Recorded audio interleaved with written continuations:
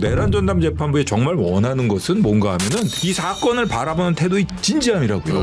국민들이 얼마나 이것 때문에 좀 속상해했어요. 먼저 윤석열 피고인, 윤석열 피고인, 김용은 피고인.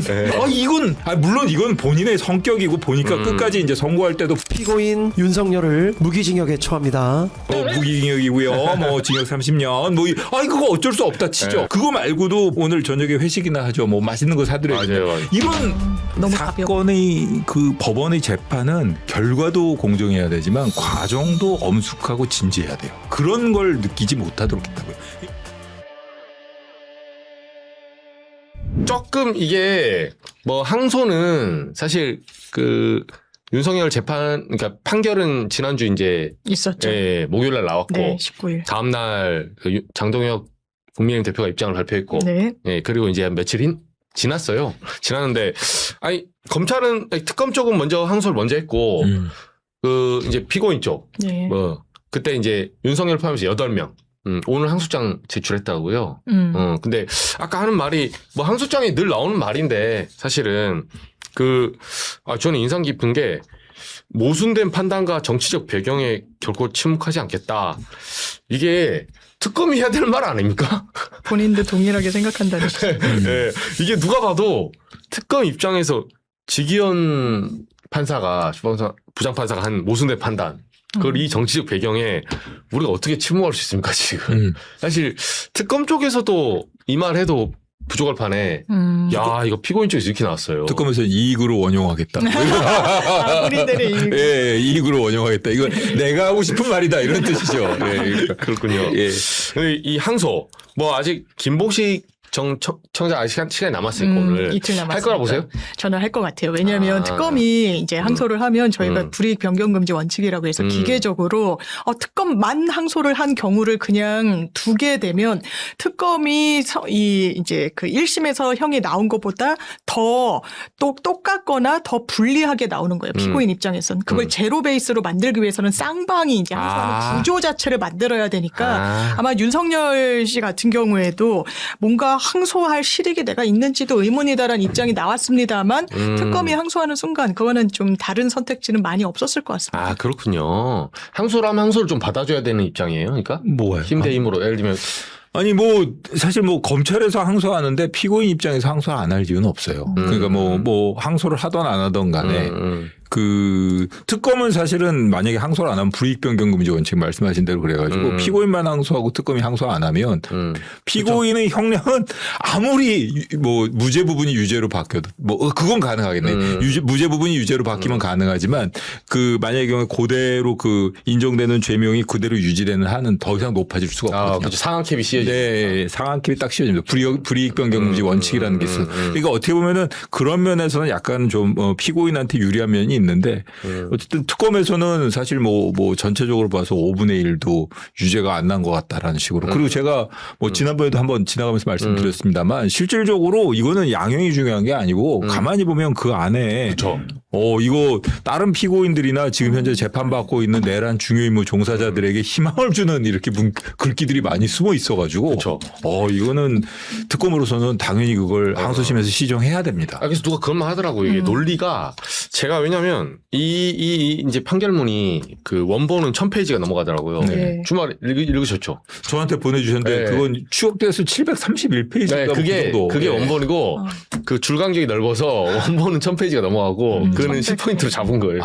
네, 그래서 또 빨리 읽어보신 거죠. 아니 뭐 대충 이렇게 쭉 봤는데 보니까 뭐 이렇게 기사 같은 것도 뭐 집어넣어 놓고 맞아요. 이런 식으로 판결문을 해놨더라고요. 네. 그리고 안에 보니까 와 증거 능력을 배제한 건 뭐 별도 목록을 만들었다 그러더니 와 몇 페이지나 엄청나게 많은 증거들이 다 그러니까 증거 능력을 배제했다는 건 아예 증거로 자체로 보지도 않는다는 얘기 아닙니까? 이건 증거가 아니고 우린 이건 아예 안 보겠다라는 건데 아예 그냥 없는 것 취급을 해버린 증거들이 너무 많아가지고 그게 노사원 수첩이죠. 노상원 수첩은 제가 기사를 몇마디 봤고 네. 아까 판결문을 봤는데 증거 능력 배제 부분이 아니라 배제는 아니다. 노상원의 일부 진술 부분과 관련된 부분은 증거 능력이 배제된 부분이 있습니다. 근데 주된 부분은 그 노상원 증거 수첩 부분은 그러니까 증거 능력 일단 증거로는 보는데 그 안에 있는 내용을 안 믿겠다 이런 얘기예요. 그러니까 증거 가치를 낮게 본 거예요. 네.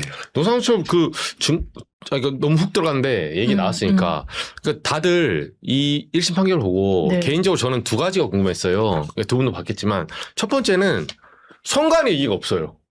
그러니까 선관위 침탈에 대한 네, 그러니까 네. 그 주요 목적 있잖아요. 그러니까 선관위를 부정선거 예. 그러니까 주문 읽을 때 그러니까 내용이 있는데 제 말은 선관위의 총선 때 2024년 총선이 부정선거다. 네. 그 증거를 찾기 위해서 소위 말해서 윤석열이 계엄을 일으켰고 그래서 그 계엄을 일으킨 이유가 부정선거에 대한 증거를 찾기 위해서 어쩔 수 없이 야 너네가 국정원하고 증거 안 냈잖아. 그래서 내가 계엄을 찾기 위해서 여기 쳐들어갔는데 고로 그러면 이 계엄이 그 계엄을 쳐들어가면서 계엄이 지속되려면 국회의 의결을 늦춰야 되거든요. 맞아요. 그래서 국회로 군을 투입한 거예요. 논리 구조로 보면. 그러면 저 끝단에는 결국은 선관위 침탈에 대한 내용이 저는 이제 주문에 딱 박아서 처음에 나왔어야 된다 이렇게 보거든요. 좀 유의미하게 좀 부각이 됐어야 된다라는 건데 맞아요. 저도 왜냐하면 공소장에 제 기억이 맞다면 이 부분도 상당히 주요하게 들어가 있고 네.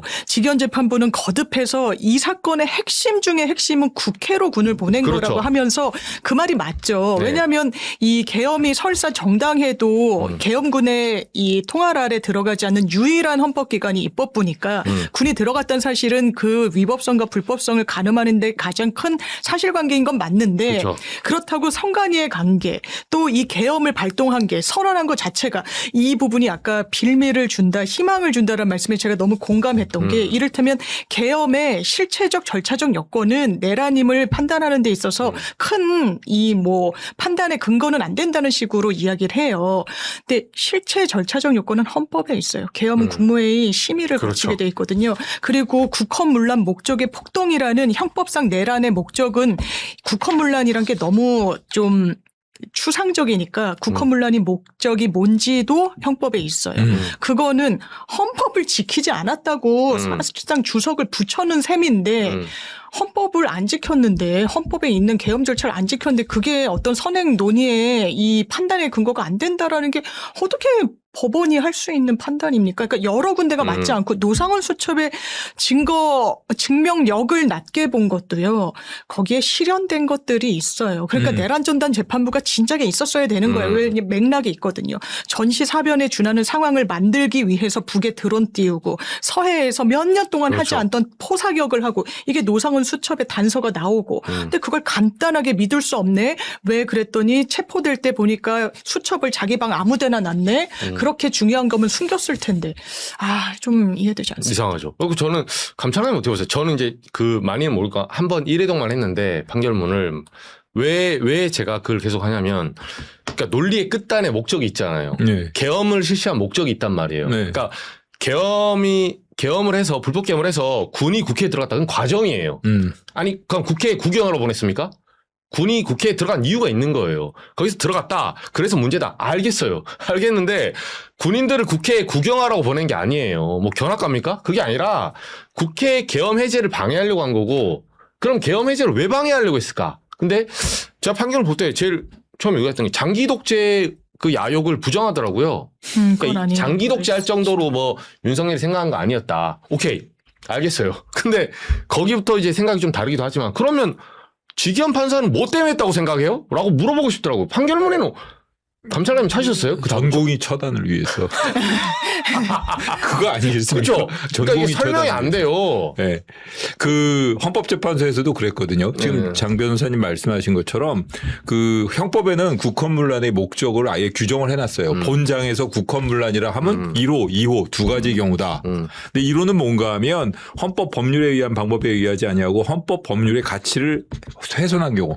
두 번째는 국가기관의 권능, 그러니까 헌법기관의 권능 행사를 방해한 경우 두 가지만 나오고 두 가지가 나와요. 헌법재판소에서는 절차적 요건, 실체적 요건. 계엄이라는 게 워낙 이게 중대한 어떻게 보면 이게 아주 전시사변 기타 이에 준하는 비상 상황에서만 발령될 수 있는 것이기 때문에 실체적 절차적 요건을 엄격하게 규정하고 있고 국무회의 의결도 거치게 되어 있다. 그런데 이런 것을 흠결한 것도 국헌문란이고 그다음에 국회로 군대를 보낸 것 지금 얘기한 거 있지 않습니까? 본인의 뜻을 그다음에 그 의결을 방해하기 위해서 군대를 보낸 것 그 부분 전체가 다 국헌문란이라고 봤어요. 근데 지기현 판사는 아주 줄여가지고 그죠. 계속 그냥 그거 국회로 군대를 보냈다는 것이 중요하다라고 그러는데 그거에 한정해서 국헌문란을 해석한다고요. 그러면서 실체적 절차적 문제에 대해서는 아예 법원도 판단해서는 안 되고 너희들 모두 다 판단하지 말아라 이런 취지예요. 계엄 때는 아무도 모른다. 한마디로 이거는 그러니까 한마디로 계엄이 최고 통치권자의 그래서 결단이라고 사법 자제가 이루어져야 된다는 취지예요. 근데 그게 두 가지가 있을 수 있습니다. 본인이 그러니까 뭐 저 같은 경우에 본인이 아니라고 생각하는 경우가 있을 수가 있고 그다음에 그 현장에서 대통령이나 이런 사람들과 직접 소통하면서 실체적 요건이 있는지 없는지를 알 수 있는 위치에 있는 사람이 있어요. 그리고 그 절차가 준수되고 있는지 아닌지를 그 현장에서 목격할 수 있는 사람이 있어요. 맞아요. 그러면은 실체적 절차적 문제가 있다는 걸 그 자리에서 목격한 사람조차도 그러면은 이 국회에 군대를 안 보내고 이런 상황이라면 따라야 된다는 얘기입니까? 그렇죠. 반대 말하면 그게 가장 키포인트예요. 그게 말이 안 되잖아요. 지기현 판사의 판결을 뒤집잖아요. 네. 그럼 국회에 군대를 안 보냈을 때는 이 사람은 무슨 죄를 줬을지 제가 너무 궁금해요. 거의 허가증을 주는 느낌이야 이 네. 판결문이. 군대를 출동 준비만 시키고 예를 들어 맞아요. 폭동이 아니라 그냥 이렇게 그냥 일반적으로 그 포인트마다 군대를 배치하고 뭐 경비계엄 비슷하게 그런 정도라면 이거는 가능하다는 얘기밖에 안 되잖아요. 그럼 무죄인 거야. 네, 실체적 절차적 하자는 나중에 헌법재판소에서 탄핵 심판 가서 파면 사유로만 언급되나요? 이건 말이 안 되는 거예요. 말 안 되죠. 이게 예를 들어서 모든 정보가 차단된 상황에서 실체적인 절차적인 이게 무슨 일이 이게 전쟁 난 거야? 이게 뭐야? 이거 테러라도 일어났어? 이런 상황에서 아무것도 모르는 상황에서 뭐 명령이 내려오니까 그럼 따라야겠죠. 근데 예를 들어 이게 전부야 깠단 말이에요. 내가 계엄을 하려는 이유는 이거야. 그다음에 포고령도 딱 봤어요. 포고령에도 보면은 전공의를 왜 처단합니까? 전공의 처단이 어떻게 계엄의 목적이에요. 네. 뭐 전시사변 이에 그렇죠. 준하는 기타 비상사태 그리고 전공의가 복귀하지 않을 때 이렇게 되어 있나요? 아니잖아요. 제가 그때 사심이 들어갔어. 그거는 내가 이 전공의 이 자식들 내가 가만두지 않으리라. 내가 2,000명 이 자식들아 말 안 듣고 그런 식으로 계속 확대해 나가다 보면 나중에는 본인이 개 많이 키우니까 개고기 먹는 사람들을 척결하기 위해서 반국가에서 그것도 계엄할 수 있는 거예요. 그렇죠. 확장이 되면 명쾌한 논리입니다. 물론 뭐 애견인들 입장에서는 반국가 세력이라고 생각할 수도 있겠지만 그렇죠. 뭐 반인류 세력 이러면서 근데 그게 계엄할 사유는 아닙니다. 반인류 세력 이렇게 하는 거 오케이. 가이드라인을 계엄할 사유 아니에요. 정확히 줬어야지. 네. 개를 어머니. 아이 엄 이렇게. 죄송합니다. 어디서 좀 치시는데요? 죄송합니다. 정말 죄송합니다. 네, 아니 내일 모레 그 변호사 그 홍대 앞에 사무실 개업하신다고. 홍대도 학교를 해서. 네, 근데 이렇게 치시면 어떡합니까? 변호인들 의뢰인들 오시는데. 의뢰인들이 더 좋아하실 수도 있죠. 진지한 자세로. 예. 알겠습니다. 아니 근데 요거는 오늘 사실은 노상원 수첩 이 얘기도 나왔고 요거는 이제 어차피 2차 종합특검에서 네. 한번 다뤄져야 될 부분인데 내란 전담 재판부 1심하고 뭐 어떤 게 좀 달라야 된다. 저는 이게 그러니까 직위원 재판부 자체의 어떤 인식의 한계가 이 판결에 고스란히 있는데 또 구조적인 한계에 있다고 생각해요. 이 말인즉슨 내란 범죄라는 건 기본적으로 수괴가 있고 주요 임무 종사자가 있고 부하 수행한 어떻게 보면 다단계와 비슷한 구조예요. 그렇죠. 이걸 큰 틀에서 봐야 돼요. 판사가 다단계 사건인데 중간층만 보고 너는 요 역할만 했구나. 이건 뭐 크게 그렇지 않네. 이거는 실체적 이 사실관계에 정확하게 접근하는 방식의 판단이 불가능한 거예요. 그러니까 한 재판부가 최소한 이 맥락과 흐름과 이 총동원된 이 큰 그림을 볼 수 있게 대한민국이 도와줘야 되는 거예요. 그런데 그게 안 됐던 거예요. 그래서 저는 직연사법부 이러는데 처음에 뭐라 그랬습니까? 뭐 위헌이니 뭐니 안 된다. 이거는 법이 허용하는 범위를 넘는다. 국민 여론이 거기에 대해서 지지하고 응원하니까 만들었잖아요. 고등법원에 또 1심 법원에도 이런 부분과 관련해서 법원이 되게 실망감을 준다. 하지만 일단 재판은 저는 정상을 찾아갈 것이다. 그리고 이 재판은 특검이 항소를 안 할 수가 없었어요. 무기징역이 나왔어도 심지어는 이 설시대로라면 사형에 나와도 했었어야 될 것 같습니다. 당연하죠. 네.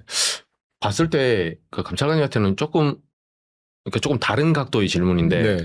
이렇게 이견을 제시하는 사람들이 있어요. 그러니까 반대쪽에서 아니 내란 전담 재판부 하면 답 정해놓고 하는 거 아니냐. 재판은 어떻게 보면 판사들이 어떤 랜더마이즈 그런 어떤 무작위 배당을 비롯해서 이 과정이 하나의 공정성을 담보하는 건데 내란 전담 뽑아가지고 이렇게 해놓으니까 당연히 여기서 무죄가 나오면 더더욱 탄력을 받을 것이고 윤석열이 유죄가 나와도 인정을 하겠냐. 이런 반론들이 있거든요. 어떻게 보세요? 근데 그런 우려 때문에 이번에 법원에서 그리고 또 통과된 법에 따라 구성된 내란 전담 재판부는 그런 건 아니지 않습니까? 기본적으로 아주 중대한 사건을 대상으로 하고 그 윤석열 한 사람 개인을 위한 법이라는 그런 비판을 면하기 위해서 그다음에 또 이렇게 재판부에서도 배당의 임의성을 보장하기 위해서 그 재판부 구성원들도 이렇게 다 선발을 했더라고요.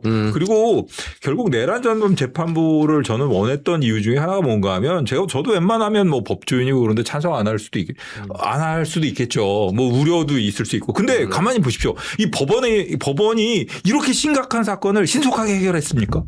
아니면 배당에 있어서 이 사람한테 왜 맡겨 이런 식의 우려를 우려가 그러니까 처음부터 법원이 이 사건을 신속하게 그리고 엄정하게 최대한 국민들을 바로 안정시킬 수 있도록 처리하겠다. 이런 자세 그런 모습을 한 번도 안 보여줬잖아요. 그런 것 때문에 시작된 것이 결국 내란 전담 재판부고 내란 전담 재판부에 정말 원하는 것은 뭔가 하면은 이 사건을 바라보는 태도의 진지함이에요. 맞아요.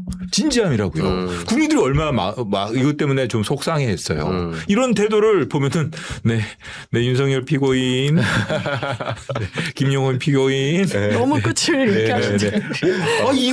물론 이건 본인의 성격이고 보니까 끝까지 이제 선고할 때도 보니까 그런 말투인 거 무기징역 이렇게 뭐 무기징역이고요. 뭐 징역 30년 그거 어쩔 수 없다 치죠. 네. 그건 뭐 습관. 근데 그거 말고도 보면은 뭐 오늘 저녁에 회식이나 하죠. 뭐 맛있는 거 사드려야겠다. 맞아요. 이런 법정이 너무 춥다. 네. 밖에 가서 말씀 좀 해달라. 난방 이런 얘기는 하고 있고. 정말 너무 가벼워. 사건의 그 법원의 재판은 결과도 공정해야 되지만 과정도 엄숙하고 진지해야 돼요. 그런 걸 느끼지 못하도록 했다고요. 그러니까 결국 내란 전담 재판부에서는 그 편파적이란 비판이 있다면 그런 거 비판을 스스로 이제 비판에서 자유로워질 수 있도록 엄정하게 해야겠죠. 뭐 이렇게 뭐 윤석열 피고인 이거 아니더라도 그렇죠. 엄정하게 하되 아니 왜 저기 헌법재판소에 계신 선배님도 있고 다른 재판부의 그 보통은 기본이 되는 그런 재판부의 모습도 있잖아요.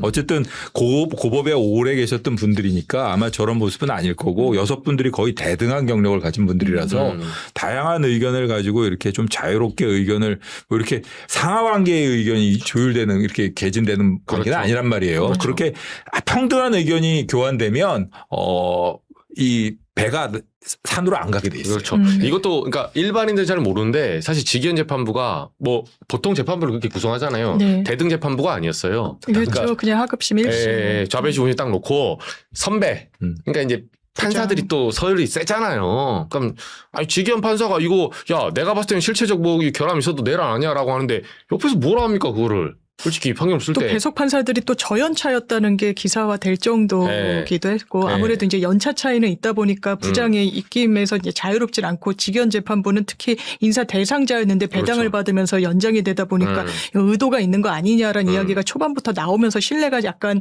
좀 깨진 상태에서 재판이 시작되기도 했고 그렇습니다. 그러니까 그런 구조도 디테일에 굉장히 중요한 것 같더라고요. 그럼요. 건강하지 못한 의사결정 구조가 건강하지 못한 결론으로 가는 겁니다. 이게 아주 대등한 사람들끼리 치고받고 싸우다 보면 내 의견이 좀 잘못될 수도 있겠네 이런 생각이 드는데 맞아요. 대등하지 않은 관계면 네가 뭘 알아 이렇게 되는 거거든요. 맞아요. 근데 대등한 관계고 저 사람을 존중하는 관계에서 서로 의견을 그런 점도 있을 수 있나? 뭐 이렇게 된다는 거죠. 예. 맞아요. 아니, 왜냐하면 저희도 기사 쓸 때 합동으로 같이 팀제로 기사 쓰잖아요.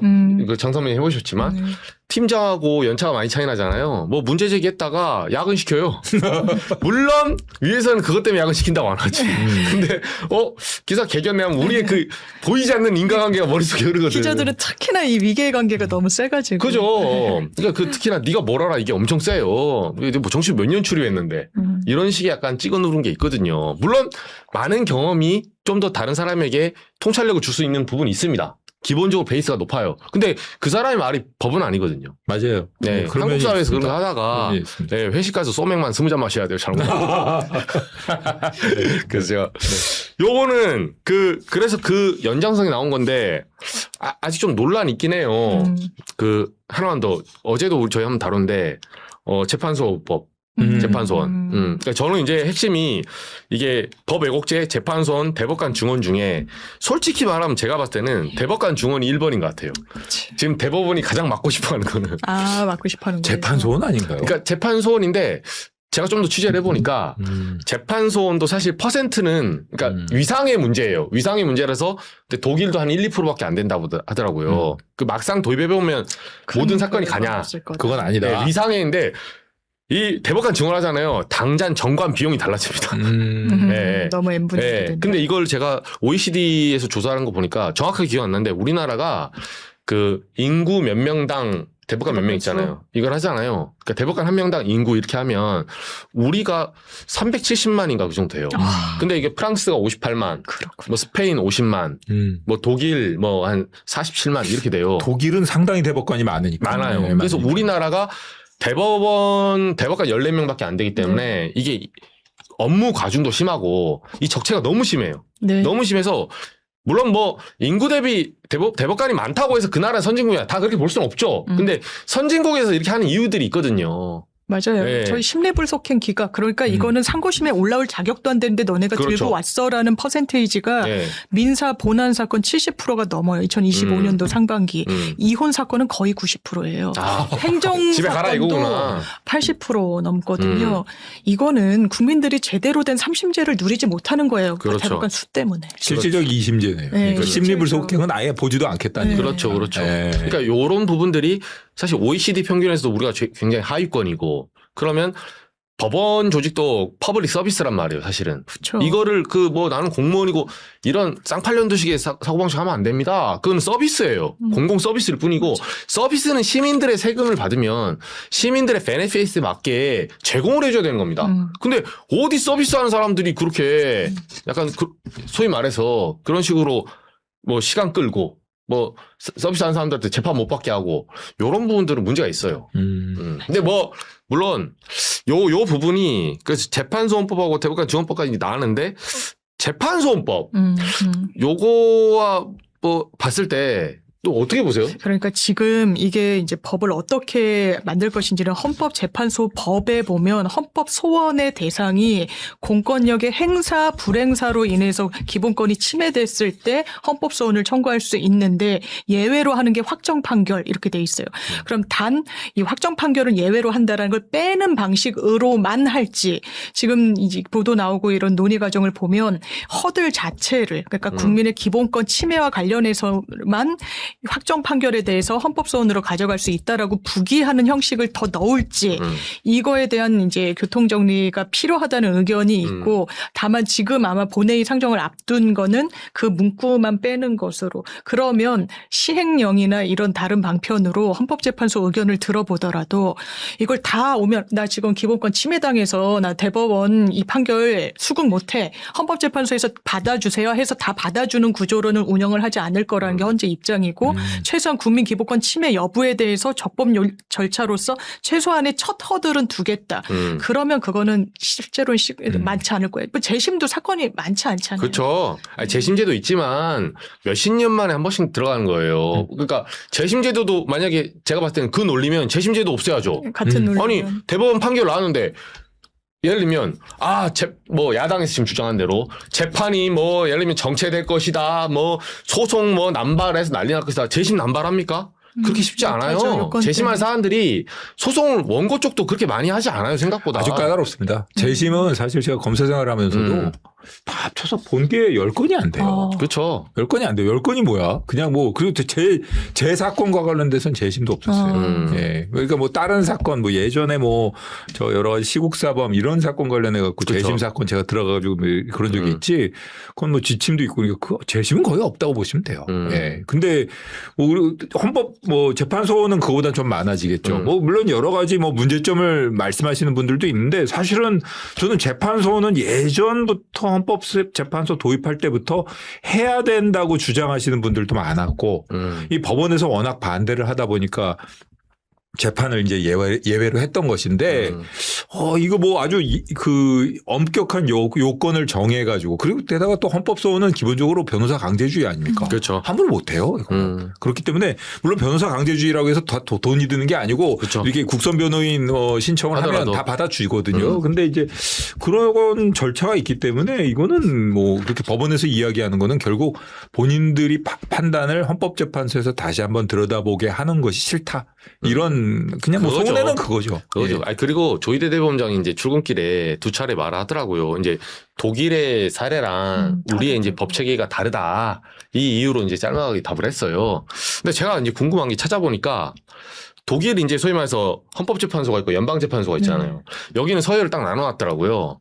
이제 기속력을 헌재를 좀 더 위로 놓고 연방재판소가 이제 우리나라 대법원 역할을 하는데 교통정리 좀 해놓은 상태예요. 해놓은 상태인데 아니, 저는 조희대 대법원장이 좀 더 친절해야 돼요. 왜냐면, 그러면 독일하고 우리가 체계가 다르다. 뭐가 다른지 얘기를 하셔야지. 아니, 우리나라 법하고 똑같은 법 체계가 전 세계에 있어요? 없습니다. 그렇게 따지면 단 한 나라도 같지 않아요. 그래서 나도 뭐가 다른지 네. 전 잘 몰랐어요. 모르죠. 근데 멘트를 딱 그렇게 듣잖아요? 그럼, 이게 뭐가 다르구나. 알겠다니까요. 그러니까, 다르니까 우리는 기속력을 뭐로 위로 놔야 될지. 그럼 우리나라는 예를 들면 헌법에 헌재 파트 따로 있고, 5장에 법원 나오잖아요. 6장에 헌재 나오고. 그러면 헌재랑 대법원을 똑같이 놨어. 그럼 이건 대등한 거는 잘 된 거예요, 잘못된 거예요? 뭐가 옳고 그름이 있나요, 이게? 각 제도의 운영의 문제지? 또 다르다고 해서 그걸 못한다는 것도 그렇죠. 근거가 없는 거네. 그렇죠. 근데 말씀 마치 듣다 보니까. 이건 뉘앙스를 어떻게 치는 거냐면 저도 자주 백뷰를 받아보지만 독일과 우리가 체계가 다르다는 즉슨 괄호치고 다르니까 그렇게 하는 건 잘못된 거야. 이 그치. 소리 하는 거예요. 네. 예, 그걸 내포한 거예요. 그래서 한 번 더 질문이 들어가야 돼. 뭐가 다른데요? 그러니까 현장에서. 예, 제가 있었으면 질문했죠. 그리고 쫓겨났겠죠. 법원에서 나가라고 했을 거야. 이런 질문을 해줘야 돼, 사실은. 맞아요. 조희 대통령 혹시 우리 거 안 보시면 법사에 나와서 말씀해 주세요. 보내드리세요. 예. 아니, 법사에 나와서 말씀해 주세요. 뭐가 다른지를. 예, 제가 찾아갈 테니까. 제가 질문지를 들고 찾아갈게요.